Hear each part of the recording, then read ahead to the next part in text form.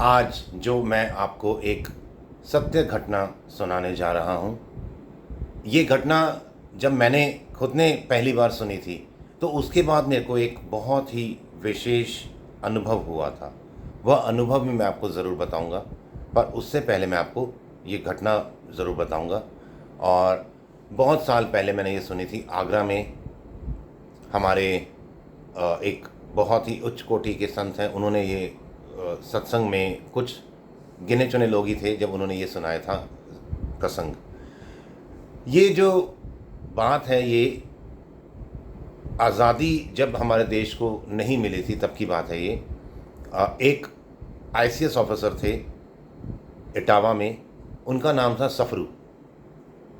जैसे आज IAS officers होते हैं, उस समय आईसीएस होते थे, आप सबको पता ही है। और उन्होंने, सफरू जी ने विवाह नहीं किया था और वो अपने एक नौकर के साथ रहते थे, जिसे महाराज जी कहते हैं बहुत से लोग, और उनका नाम था मनहर। वो पेशे से नाई थे और वो सफरू के, उस आईसीएस ऑफिसर के सब कुछ थे। वो घर का सारा काम भी करते थे और उनकी जब कभी किसी प्रकार से सफरू जी को किसी कहीं कुछ कोई प्रश्न में अटकते थे, कोई समस्या आती थी, तो मनहर नाई जो था वो बहुत इंटेलिजेंट था, वो उनको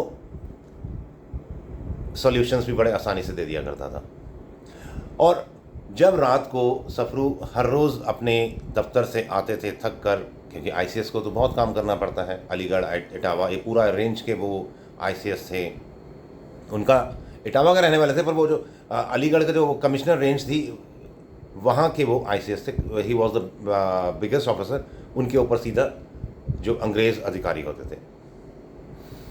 तो अब जब सफरू जी हर रोज़ शाम को आते थे घर पे खाना वाना खाने के बाद, तो मनहर जो था, उनका जो नौकर था, नाई जो था, वो उनको उनके टांगे दबाता था और कोई ना कोई एक कथा सुनाता था, कोई कहानी सुनाता था, कोई प्रसंग सुनाता था। और वो प्रसंग, कथा कहानी सुनते सुनते सफरू जी सो जाते थे। अब एक दिन क्या हुआ, मनहर ने सफरू के टांगे तो दबा रहे थे, परंतु कहानी नहीं कोई सुना रहे थे, ना कोई कथा प्रसंग, कुछ नहीं सुना रहे थे। तो सफरू ने कहा, भाई आज मनहर क्या हुआ, आज मेरे को आप किसी भी तरह का कोई अच्छी बात सुना नहीं रहे। तो उन्होंने कहा, मनहर ने सफरू से कहा कि भाई बाबूजी, सर जी, जो भी बोलता था, साहब मैं हर रोज़ आपको सुनाता हूँ, और आप कभी भी कथा का, उस प्रसंग का, या जो कहानी मैं सुनाता हूँ उसका एंड तो आप कभी सुनते ही नहीं हो, और एंड सुनने से पहले ही आप खराटे लेना शुरू कर देते हो। मैं ऐसा कैसे रह जाता हूँ छोटा सा मुँह लेके। तो मैंने सोचा कि आप, मैं सुनाऊंगा ही नहीं आपको कोई भी कथा, आपके बस टांगे दबा रहा हूँ, जब आपको नींद आ जाए आप सो जाना। तो सफरू ने कहा, नहीं नहीं नहीं, आप सुनाओ कहानी, मैं सोऊंगा नहीं। तो उन्होंने कहा, पक्का पक्का, वादा वादा। तो अब मनहर ने उनकी टांगे दबानी शुरू की और कथा शुरू की।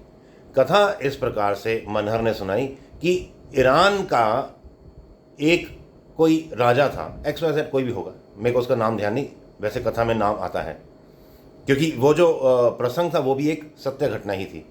तो अब वो जो राजा था, जैसे राजा होते ही हैं, अपने बड़े अय्याश जीवन, और जो उन्होंने कह दिया वही सत्य, नहीं तो सिर काट दिया जाएगा। तो एक दिन क्या हुआ, राजा ने अपनी जो उसकी बेगम थी, उसकी जो पत्नी थी, उसको कहा कि आज पूर्णिमा है, पूर्णमासी की रात है, चंद्रमा पूरा खिला हुआ है, बाहर ठंडी हवा चल रही, तो हम एक काम करते हैं, आज हम अपने कक्ष में ना सो के हम किले की छत पे सोएंगे। उसने कहा ठीक है। उसने अपने नौकरानियों को कह दिया, दासियों को कहा कि भाई जाओ और ऊपर अपना एक बढ़िया सा बिस्तर बिछा दो, जो भी उनके राशि ठाट के हिसाब से होता, उन्होंने कह दिया। अब जो रानी की सबसे निकटवर्तीय जो एक दासी थी, वो एक वृद्धा थी। वो लास्ट में जाती थी और सारा चेक करती थी कि बाकी दासियों ने, नौकरानी ने काम ठीक किया कि नहीं किया। अब सारी नौकरी ने जाके उसको कहा, वृद्धा को, कि भाई माता जी हमने काम कर दिया, अब आप जाके आप देख लीजिए। तो वो गई छत पे, उसने देखा बहुत ठंडी हवा चल रही है, चंद्रमा भी अपना पूर्ण कलाओं में है, पूर्णमासी की रात थी और बहुत सुंदर ठंडा मौसम है। उसने देखा कि बहुत अच्छा बिस्तर लगा हुआ है, चारों ओर केवड़ी की खुशबू है, इत्र फैले हुए हैं, फूल है, जो जो हो सकता है आप समझ लेना। तो जो ये वृद्धा माता जी थी, इसके मन में आया कि यार मैं पूरा दिन काम करती हूँ, आज मैं एक काम करती हूँ कि ना मैं इस बिस्तर में ना थोड़ी देर बैठ के देखती हूँ।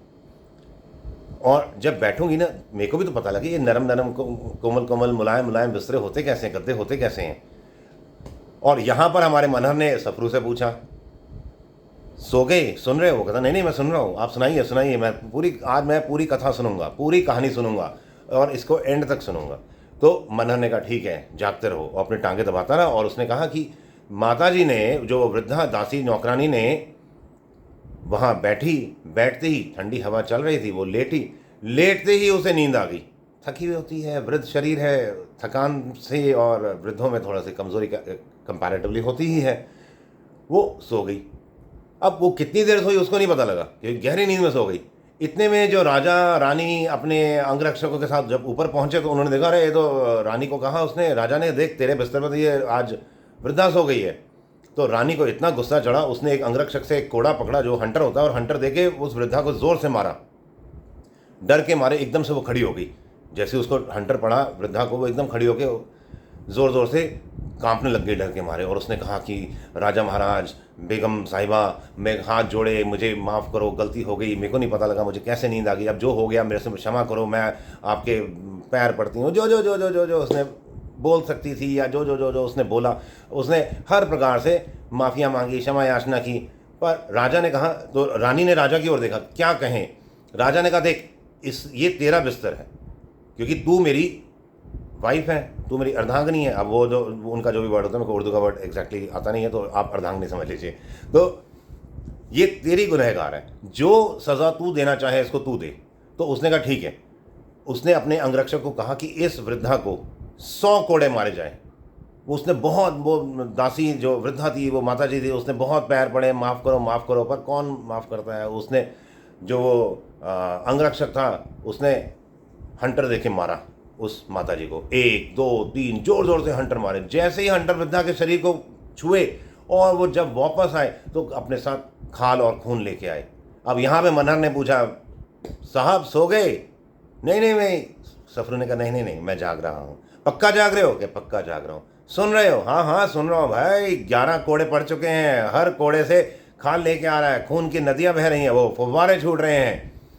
क्या मनहर ने कहा, हाँ आज आप सुन रहे हैं। मनहर ने फिर से टांगे दबानी शुरू की सफरू महाराज की और सफरू साहब की, और कहानी आगे बढ़ाई कि 20 25 30 कोड़े जब पड़ गए, उसके बाद अचानक वो जो वृद्धा थी वो जोर जोर से हंसने लग गई। जैसे जैसे कोड़े पड़े, पहले कोड़े पड़ते थे वो चिल्लाती थी, भगवान का नाम लेती थी और बहुत माफिया मांगती थी। अब 25 30 कोड़े पड़ने के बाद क्या हुआ, वृद्धा के अंदर एक अचानक एक बहुत बड़ा परिवर्तन आ गया। वो जब जब उसे कोड़ा पड़े वो जोर जोर से हंसे, और हंसी भी नकली हंसी नहीं, असली हंसी, क्योंकि जब असली व्यक्ति हंसता है तो उसके आंखों में चमक आती है।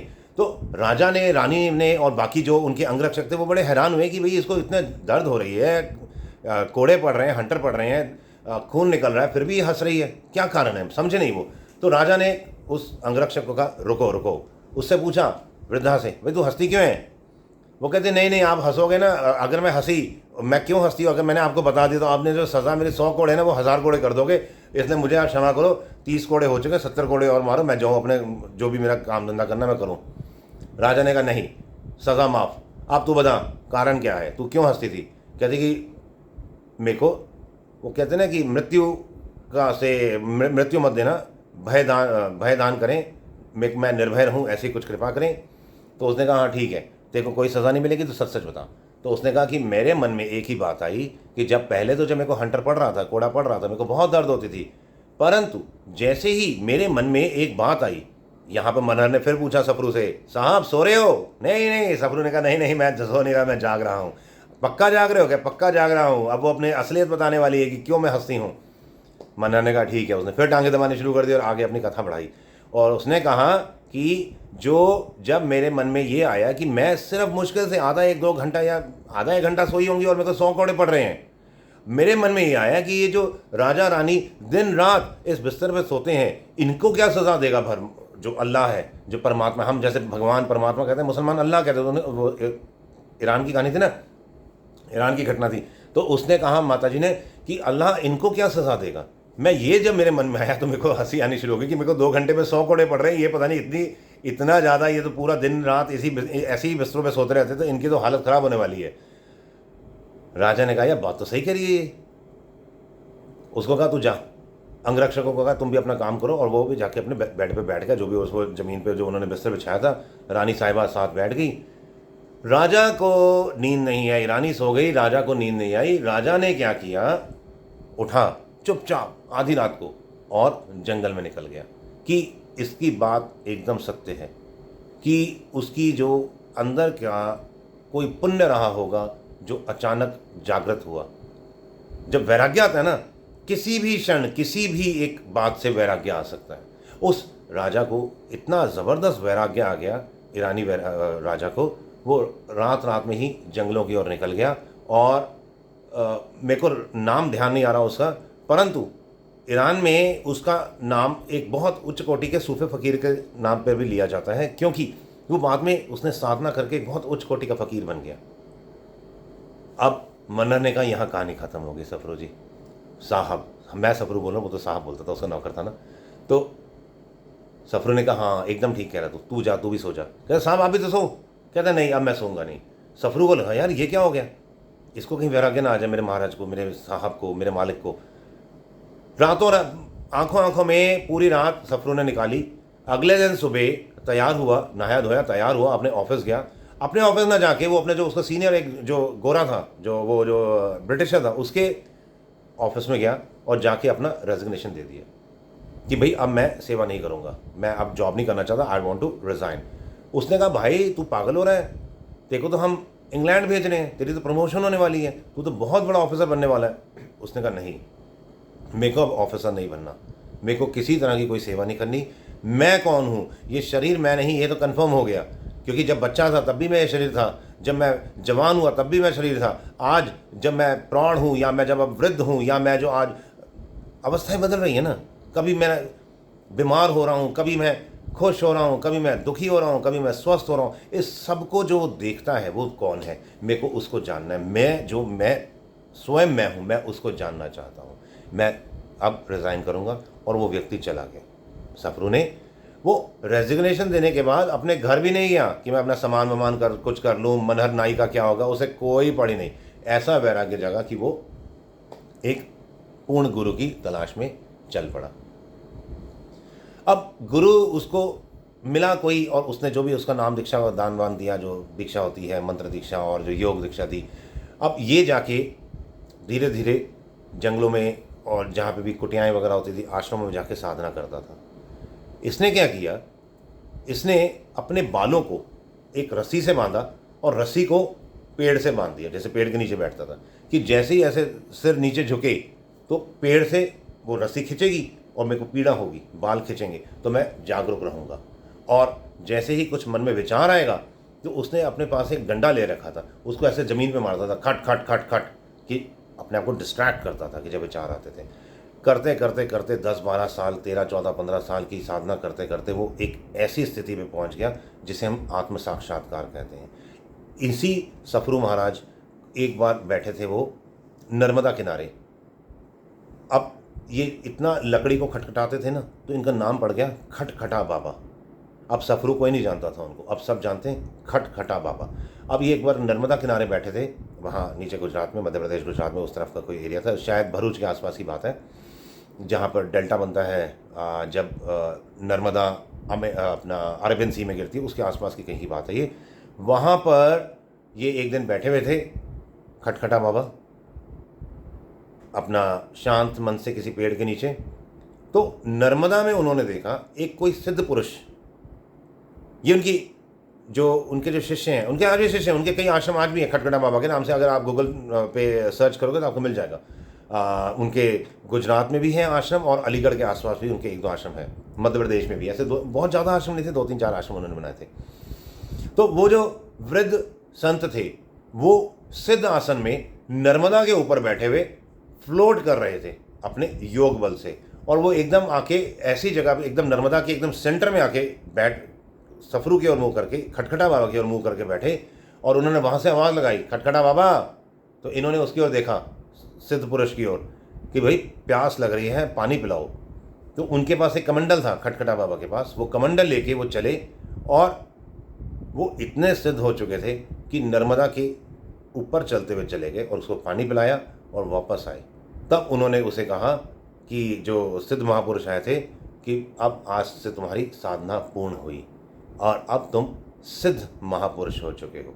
तो ये जो मैंने आपको एक सत्य घटना बताई, और वो जो मनहर ने भी कहानी सुनाई थी ना, ईरान के देश की जो राजा की, वो भी एक सत्य घटना ही थी। जब मैंने ये कहानी सुनी, आप विश्वास नहीं करोगे मेरे साथ क्या घटना घटी थी। मेरी जो नींद थी वो 3 से 4 घंटे की रह गई ऑटोमेटिकली।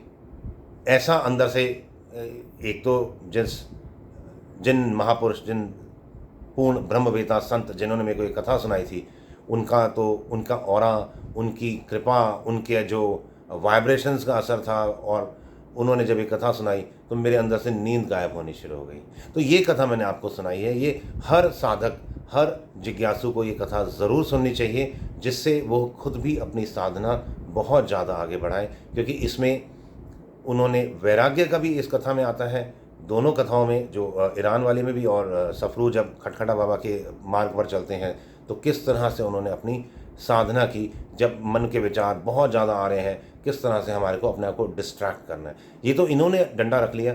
आपके मन में जिस तरह से आता है, आपने भी अपने मन को इन जो कॉन्टिन्यूस विचार चल रहे हैं, इस लय को तोड़ना है। जो एक नदी के भाव की तरह, प्रवाह की तरह चले जा रहे विचार, हमारे को उनको ख़त्म करना है और अपनी शांति में शांत होना है। सिर्फ मेरे मन में यही आई थी बात, इसलिए मैंने आपको ये कथा सुनाई।